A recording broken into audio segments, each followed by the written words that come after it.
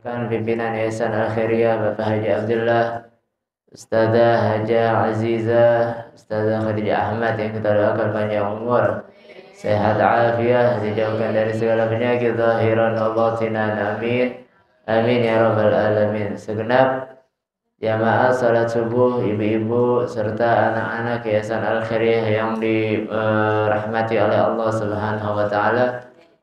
Alhamdulillah, kita bersyukur pada Allah Subhanahu wa taala yang memberikan kita nikmat karunia sehat afiah, yang dengan sehat inilah kita dapat beribadah, kita dapat mendekatkan diri kepada Allah Subhanahu wa taala, serta nikmat yang terbesar juga ialah nikmat taufik hidayah, sehingga Allah gerakkan hati kita, gerakkan anggota badan kita untuk senantiasa beribadah dan melakukan amal-amal saleh.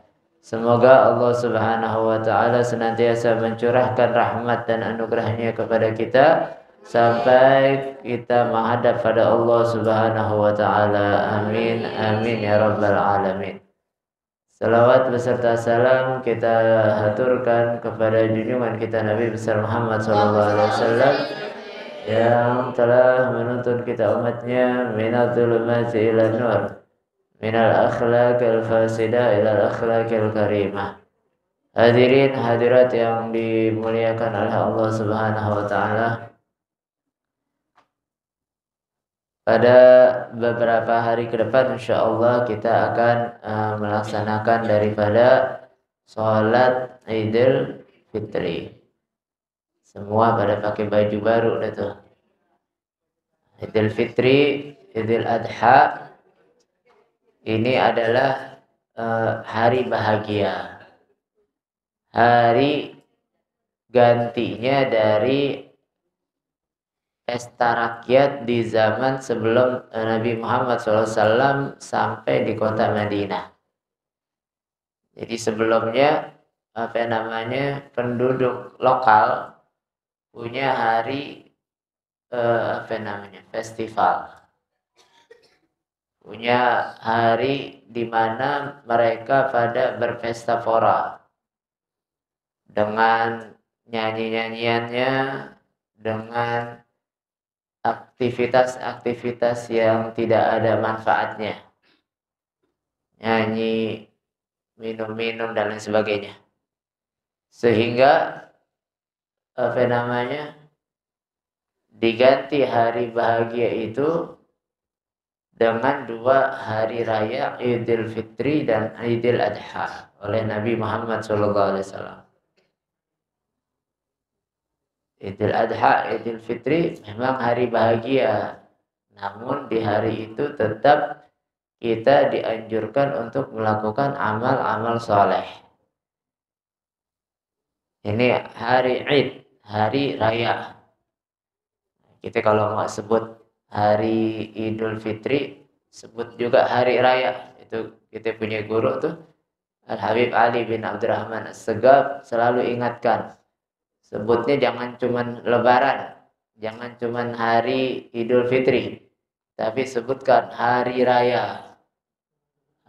Agar terkesan ini adalah hari yang besar, hari yang agung. Begitu. Kalau kita nggak pakai hari raya, kesannya hari biasa aja. Seakan-akan kita kurang mengagungkan ini hari raya. Padahal Nabi sendiri katakan qad ja'akum yaumun 'adzim. Telah datang kepadamu hari yang agung. Ini hari raya disebut hari yang agung, hari yang besar oleh Nabi Muhammad SAW. Id ini adalah penggalan daripada kalimat aud. Kenapa aud ini kembali? Artinya karena ini setiap tahunnya berulang kembali. Ada yang mengatakan karena setiap tahunnya itu kebahagiaan datang. Meskipun tiap tahun kita pasti dapati, tapi setiap tahun kebahagiaannya itu berulang. Tetap aja senang lagi, tetap bahagia lagi, tetap gembira lagi ketika datangnya bulan hari raya Idul Fitri. Padahal itu berulang setiap tahunnya begitu. Ada juga yang mengatakan hari raya Idul Fitri ini kenapa disebut Id? Karena banyaknya pemberian karunia Allah kepada hamba-hambanya di hari tersebut. Jadi ada apa namanya 3 definisi, 3 pendapat. Hari Id adalah hari yang berulang setiap tahunnya. Hari Id adalah yang kebahagiaan berulang setiap tahunnya. Hari Id adalah hari yang nugrah, hadiah, pemberian Allah diberikan kepada hamba-hambanya Allah Subhanahu wa Ta'ala. Ini hari raya Idul Fitri atau hari raya Idul Adha sama. Hari raya Idul Fitri, hari raya Idul Adha. Dan muasal daripada salat Idul Adha adalah fasalli li rabbika wanhar. Makanya itu salat Idul Adha lebih afdal daripada salat Idul Fitri. Salat Idul Adha lebih afdal daripada salat Idul Fitri. Kita malah justru yang lebih ramai Idul Fitri dibandingkan Idul Adha. Rasa-rasanya orang kurang untuk mengagungkan daripada hari raya Idul Adha. Lebih rame, lebih antusias menyambut daripada hari raya Idul Fitri. Kalau hari raya Idul Adha nggak ada yang beli baju baru, nggak ada yang beli baju baru hari raya Idul Fitri. Karena memang hari raya Idul Fitri kita sunnah pakai baju baru itu sunnah. Begitu hari raya Idul Adha kita sunnahnya adalah menyembelih hewan kurban. Dan melaksanakan puasa, melaksanakan sholat Idul Fitri dan Idul Adha ini adalah sunnah muakkadah, sunnah yang tidak pernah ditinggalkan oleh Nabi Muhammad sallallahu alaihi wasallam. Nabi sholat Idul Fitri itu di tahun kedua dari hijrahnya. Tahun kedua baru Nabi laksanakan sholat Idul Fitri. Dan nggak pernah ditinggalin sama Nabi. Sholat Idul Fitri ini nggak pernah ditinggalkan oleh Nabi sampai kembalinya Nabi SAW kepada Allah Subhanahu wa Ta'ala. Dan sholat Idul Fitri ini sama seperti sholat istisqa, nggak pakai azan. Jadi nggak perlu azan. Allahu Akbar, Allahu Akbar, syahadu an la ilaha, nggak perlu. Jadi tanpa azan. Kemudian salat Idul Fitri ini bagi pendapat orang ulama yang mengatakan hadirnya salat Jumat itu adalah wajib, maka wajib pula dia datang untuk salat Idul Fitri. Hanya saja artinya wajibnya itu tuntutan kesunahannya lebih kuat bagi orang yang wajib melaksanakan sholat Jumat. Begitu. Kecuali orang yang berada di Mina yang sedang berhaji. Yang sedang berhaji, maka dia tidak disunahkan untuk melaksanakan sholat Idul Fitri, Idul Adha. Kalau lagi haji, Idul Adha. Dan sholat Idul Fitri atau Idul Adha ini sunnah dilaksanakan baik dalam keadaan berjamaah ataupun dalam keadaan sendiri. Mau sendirian, sunnah. Mau berjamaah, apa lagi? Lebih sunnah lagi. Jadi seandainya seperti halnya kemarin kita nggak boleh keluar, nggak boleh berkumpul, maka kita kerjakan sholat Idul Fitri atau Idul Adha, melaksanakannya sendiri. Melaksanakannya nggak bisa berjamaah misalnya, nah, maka lakukanlah sholat Idul Adha-nya, Idul Fitrinya sendirian. Atau bangunnya kesiangan, jam 9 kita bangun. Saking gironya takbiran sampai subuh, habis subuh, sholat subuh, tidur. Mau tidur sebentar, ternyata bangun jam 9. Sholat sendirian. Sholat sendirian. Dan karena sholat Idul Fitri ini tidak memiliki seperti syaratnya Jumat, harus 40 orang, harus berjamaah, harus dilakukan di masjid, enggak.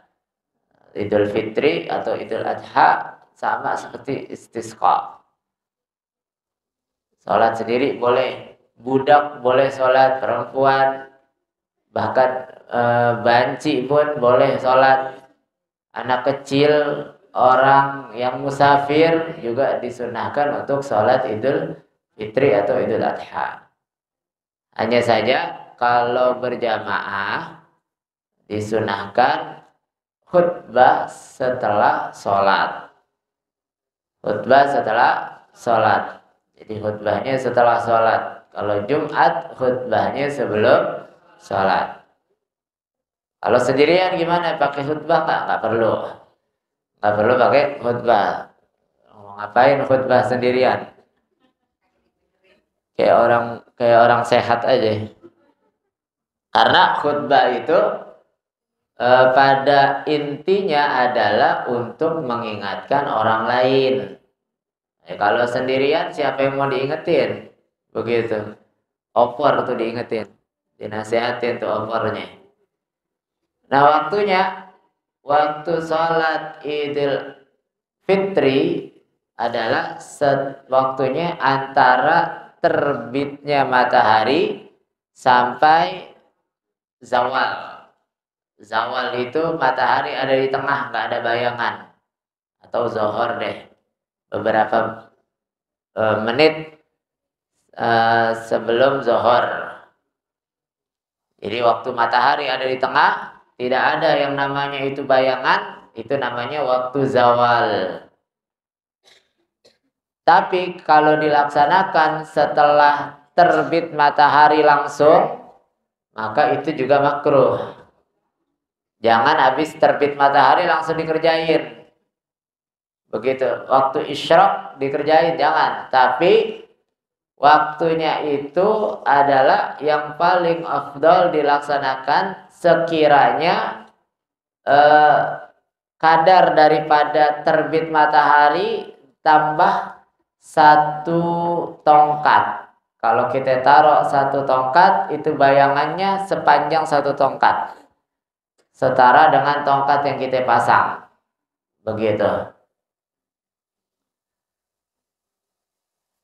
Karena meniru sholat yang dilakukan oleh Nabi Muhammad begitu waktunya. Nah, itu waktu yang paling afdal. Waktu yang paling afdal. Jadi kurang lebih habis habis isyraq tambahin beberapa menit, 17 atau 16 menit. Itu tongkat, bayangan daripada tongkat yang terkena sinar matahari, kadarnya panjangnya sama seperti tongkatnya, begitu. Sama seperti kita melakukan sholat duha. Kita sholat duha kan begitu. Waktu isyraq, kalau kita lihat di handphone, waktu isyraq jangan langsung kita kerjakan sholat duha. Tungguin 16 menit atau 17 menit. 17 menit baru laksanakan yang namanya sholat duha.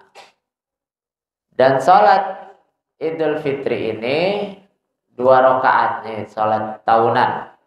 Sholat tahunan biasanya kadang-kadang orang lupa. Orang lupa caranya karena setahun sekali dikerjakannya. Yang setiap hari aja kita kadang-kadang lupa rakaatnya. Lupa baca tahiyatnya. Lupa baca surahnya dan lain sebagainya. Ini salat Idul Fitri, Idul Adha dilaksanakan 2 rakaat. Yang paling afdal dia kerjakannya berjamaah.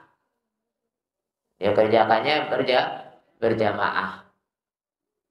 Terus setelah takbiratul ihram itu takbir kita baca niat. Takbiratul ihram. Setelah takbiratul ihram, kemudian istiftah, baca doa istiftah. Jadi Allahu Akbar, Allahu Akbar kabira, alhamdulillah katsira, subhanallah wa bihamdihi, baru baca takbir 7 kali di rakaat pertama. Dan 5 takbir di rakaat kedua. Sifat takbirnya sama, tangannya juga sama di atas pundak, di samping telinga, dan meletakkannya juga sama, begitu. Terus kalau nggak takbir 7 ambil 5 gimana? Apakah dia harus sunnah sujud sahwi? Tidak. Jadi nggak perlu sujud sahwi kalau imamnya atau kita sholat sendiri langsung Fatihah, langsung baca Fatihah. Nggak perlu sujud sahwi. Terus sholatnya gimana ya? Sholatnya sah. Sholat sah. Sama seperti kita kalau sholat nggak baca ta'awudz. Sama seperti kita sholat nggak baca surah. Apakah kita sunnah sujud sahwi? Ya, enggak perlu sujud sahwi. Hanya saja kurang baik atau makruh meninggalkan takbir yang 7 atau 5 tersebut. Meninggalkannya makruh, menambahkannya juga makruh. Misalnya dia tambahin, nggak usah 7 deh, 14 biar banyakkan dikit. Atau jangan 5, 10 biar banyakkan dikit. Begitu. Ini nggak usah ditambahin juga, jangan dikurangin juga. Begitu. Kalau lupa ya nggak perlu sujud sahwi. Salatnya gimana? Salatnya tenang aja. Salatnya insya Allah sesuai dengan tatanan yang diajarkan baginda Nabi Muhammad SAW. Gitu. Terus juga suaranya harus lantang, tidak sir, jahriyah. Baca Fatihahnya suaranya keras. Baca surahnya juga keras. Nah, biasanya baca surahnya kita guru-guru kita baca sama seperti Jumat, Sabihis sama Al-Ataka Hadithul Ghasyiyah.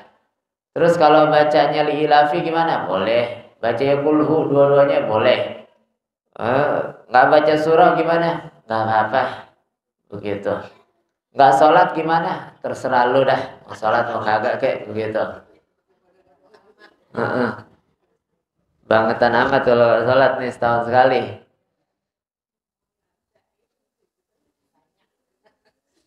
Terus di sela-sela takbir itu jarak takbir satu dengan takbir yang selanjutnya adalah sekadar bacaan subhanallah. Ada yang mengatakan sekedar baca 1 ayat. Qul huwallahu ahad. 1 ayat misalnya. Dan biasanya kita isi dengan tasbih subhanallah walhamdulillah wala ilaha illallah wallahu akbar. Karena ada dalil hadis Nabi SAW riwayat daripada Ibn Mas'ud. Karena itu subhanallah alhamdulillah wala ilaha illallah wallahu akbar adalah Baqiyatus Salihat. Baqiyatus Salihat namanya. Ada juga pendapat yang mengatakan dari Al-Imam Al-Sayyidalani. Beliau katakan bacaannya adalah La ilaha illallah wahdahu la syarikalah lahul mulku wa lahul hamdu biyadihil khair wa huwa ala kulli syai'in qadir. Beliau mengatakan antara dua takbir bacaannya La ilaha illallah wahdahu la syarikalah lahul mulku wa lahul hamdu yuhyi lahul mulku wa lahul hamdu biyadihil khair wa huwa ala kulli syai'in qadir. Ada lagi pendapat yang lain, yaitu Allahu Akbar kabira walhamdulillahi katsira wa subhanallahi bukratan wa asila wa sallallahu ala sayyidina Muhammadin wa alihi wa sallam tasliman katsira. Yang mengatakan gitu. Hasil bebas, mau subhanallah boleh, mau la ilaha illallah wahdahu la syarikalah boleh, mau Allahu Akbar kabira walhamdulillahi katsira juga boleh, mau yang mana aja boleh. Kemudian setelah itu baru baca ta'awudz. Setelah takbir 7 ta'awudz. Baca Fatihah. Habis ta'awudz baca Fatihah. Ta'awudznya biasanya sir, biasanya tidak keras. Dan ta'awudz ini dibaca di sholat apapun di rakaat pertama aja. Rakaat kedua, rakaat ketiga nggak perlu ta'awudz lagi. Habis itu baca Fatihah. Baca Fatihah. Nah, di sini disebutkan habis Fatihah baca surah Qaf. Baca surah Qaf. Yang kedua, rakaat kedua baca surah Iqtarabat Sa'ah. Ini kan jarang yang hafal. Maka yang dibaca adalah Al-Sabihis dan Al-Ghasyiyah. Sini sebutin juga pilihannya kalau nggak dua yang tadi adalah Sabihis dan Al-Ghasyiyah. Karena di situ ayat yang surah yang menyebutkan tentang hari kiamat. Keadaan kita pada saat itu mirip dengan keadaan hari kiamat. Kumpul semua orang. Kumpul semua orang, Jumat begitu juga kumpul semua orang, mirip dengan keadaan hari kiamat. Ketika hari kiamat kumpul, nggak ada yang sendiri, mojok ngopi di situ pojokan, nggak. Kumpul jadi satu di mahsyar. Semuanya bingung bareng-bareng, bingungnya bareng-bareng. Itu makanya disunahkannya baca surah-surah tersebut. Begitu, seperti karena suasananya seperti di padang mahsyar, kumpul semuanya. Terus kalau ragu gimana? Takbirnya ini udah 7 baru 6. Maka diambil keyakinan yang paling sedikit sama kayak rakaat. Seperti rakaat.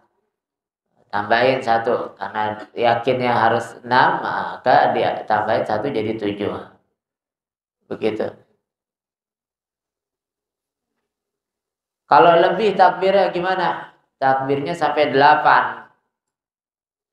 Begitu. Atau dia ragu niat ihram di takbir pertama apa enggak? Begitu. Itu gimana sholatnya? Maka sholatnya tetap sah. Tetap sah. Sholatnya tetap sah, enggak pengaruh.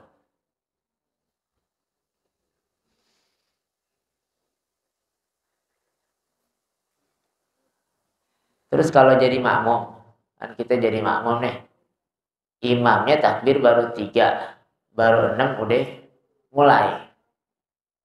Maka si makmum nggak usah tambahin, udah langsung ikutin imamnya. Langsung ikutin imamnya, nggak perlu ditambah. Baik imamnya lupa ataupun imamnya sengaja, terserah. Kita nggak ada urusan. Karena imam itu menjadi imam untuk dijadikan orang yang kita ikutin. Kita menjadi makmum, mau misah-misah sendiri, jangan jadi makmum, jadi imam aja dah. Begitu. Walaupun seandainya imamnya nggak baca takbir sama sekali, ikutin imamnya. Ikutin imamnya. Intinya ikutin imam. Nggak perlu kita sibuk nambah-nambah. Nggak perlu kita sibuk untuk menyempurnakan daripada bacaan imam. Begitu. Hanya kita bisa mengingatkan kalau salahnya itu di dalam rukun sholatnya. Begitu. Ini sekelumit daripada sifatnya sholat. Sifat-sifatnya sholat Idul Fitri atau Idul Adha. Jadi nanti baru ada khutbahnya. Intinya ini hari raya Idul Fitri atau Idul Adha kita tetap harus melakukan segala kebaikan, sedekah, senyum sama orang, berbuat baik, pakai pakaian yang baru, sunnah. Dan yang lebih penting dari pakaian baru adalah jiwa dan hati yang baru. Artinya apa? Yang kemarin hatinya yang lama banyak sombongnya, biar jadi baru nggak ada sombongnya. Yang kemarin hatinya penuh dengan dengki, ganti yang baru, hilangin dengkinya. Yang kemarin ada benci sama orang, hatinya ganti yang baru, biar nggak ada kebencian sama orang sama sekali. Sebab Nabi itu bilang, al-muslimu akhul muslim. Kalau nggak berubah berarti Ramadannya si A si B. Kalau nggak berubah berarti si A si A. Karena itu Nabi bilang muslim itu saudaranya muslim. Kalau kita masih muslim, saudaranya muslim. Ini terlepas dari saudara sepupu, dari biologis.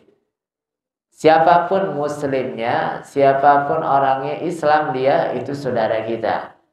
Nah, kalau sama saudara pasti kita akan berbuat baik, kita mau yang terbaik sama saudara kita. Kalau kita masih beda-bedain, yang ini Jawa, yang ini Batak, yang ini Sunda, yang ini orang, kita masih beda-bedain, padahal dia itu Islam, berarti keimanan kita kurang sempurna. Karena apa? Karena kita masih beda-bedain. Kita lihat contohnya tuh sahabat Nabi yang baru berangkat, baru datang dari Mekah ketika hijrah. Nabi juga baru datang, itu kaum Ansor dengan Muhajir begitu sangat welcome-nya, sangat luar biasanya. Punya rumah 2, yang satu dikasih buat orang-orang Muhajir. Punya kendaraan 2, dikasih satunya buat orang Muhajir. Punya istri yang lebih dari 1, bahkan istrinya tuh dikasih buat orang-orang Muhajir yang datangnya tanpa bawa istri. Diceraikan, ditunggu iddahnya, dikasih sama dia. Sampai segitunya. Sampai segitu luar biasanya kepada kaum Muhajir. Karena dia nggak bedain ini penduduk lokal, ini pendatang. Nggak dibedain. Dianggap dia saudara saya.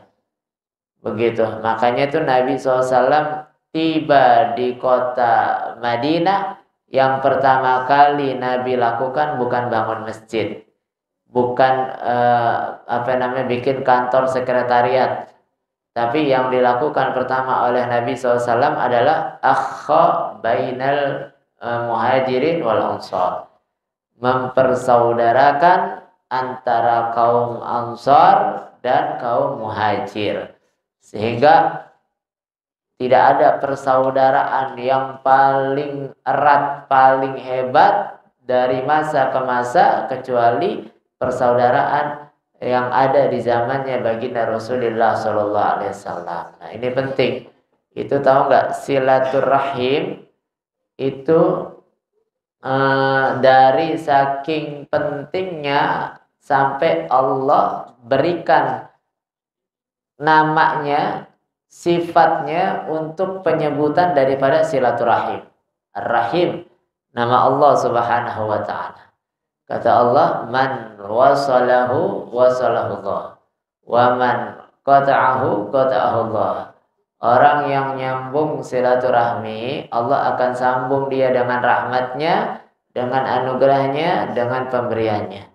Tapi kalau orang itu memutus silaturahmi, maka Allah akan putus dari rahmatnya, dari pemberiannya, dari anugerahnya. Maka kita dalam silaturahmi jangan pilih-pilih. Karena semua saudara kita. Kadang-kadang orang itu pilih-pilih. Saya sama orang semuanya baik. Saya sama semua orang saya sambung silaturahminya, kecuali sama satu orang tuh yang itu. Gue gak demen sama lagunya. Begitu. Urusan jelek sama lagunya, jelek sama tingkah lakunya bukan urusan kita. Urusan kita mesti baik sama orang. Itu kita punya guru tuh Habib Naufal bin Salim bin Ahmad bin Jindan. Beliau sering kali itu datang di acara-acara, itu ada salah seorang dai yang berceramah, jelek-jelekin Habib Naufal. Habib Naufalnya ada di situ. Tapi Habib Naufal nggak balas daripada cacian itu dengan cacian. Itu yang cerita Habib Ahmad sendiri, putra beliau, sampai Habib Ahmad nanya sama Habib Naufalnya, Habib, kok orang yang mencaci ini masih didatangin, masih dibawain hadiah, masih dianterin kue, masih disambung silaturahminya. Malah kadang-kadang kalau ada orang mau undang, Habib Naufal bilang, jangan suruh saya ceramah, yang suruh Kiai Fulan, suruh Habib Fulan yang ceramah. Begitu. Sampai segitunya, karena emang itulah ajaran Nabi SAW. Jadi kalau silaturahminya masih pilih-pilih, berarti kita masih belum sempurna keimanannya. Karena kita beranggapan kita bisa masuk surga melalui ini, padahal karena satu orang itu yang kita benci, yang kita putus silaturahminya, semua amal soleh kita, semua kebaikan-kebaikan kita di-cancel sama Allah, ditolak sama Allah Subhanahu wa taala. Sebab jangankan orang yang mutus silaturahmi, kita yang duduk bareng dia jadi sial juga. Nabi bilang rahmat itu gak turun sama sekelompok orang kalau di situ ada salah satunya orang yang putus silaturahmi. Begitu. Maka ini hari raya Idul Fitri, ajang silaturahmi kita. Silaturahmi kepada semua, yang saudara, yang orang lain, yang bukan saudara kandung, seluruhnya kita silaturahmi, jangan pilih-pilih. Jangan karena dia menguntungkan kita jalin silaturahmi. Jangan karena dia ini tidak ada keuntungannya buat kita nggak jalin silaturahmi. Jangan kayak pejabat. Jangan kayak pejabat, kalau menguntungkan baru ditemenin. Kalau nggak menguntungkan, nggak didatengin sama dia. Begitu. Mudah-mudahan hari raya Idul Fitri kita yang kita akan hadapi beberapa hari yang akan datang menjadi hari raya yang dosa-dosa kita diampunkan oleh Allah, dan silaturahmi kita semakin dieratkan oleh Allah Subhanahu wa taala. Ala hadhihi niyah wa ala kulli niyah salihah wa ila hadratin nabi. Al-Fatihah.